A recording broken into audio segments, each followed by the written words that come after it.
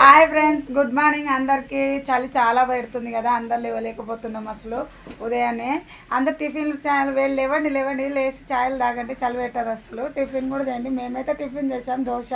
Vicky hi చెప్ daddy చెప్పు. Okay, మా మమ్మీ అయితే స్కూల్కి రెడీ అయింది ఫ్రెండ్స్. ఇంకా స్కూల్ బస్ వస్తే స్కూల్కి వెళ్ళిపోతుంది. మీరైతే టీలు తాగండి లేసి, ఎందుకంటే చలి చాలా పెడుతుంది అసలు. లేవలేకపోతున్నాం, అసలు లేవ్వాలని అనిపిస్తూనే లేదు ఉదయాన్నే.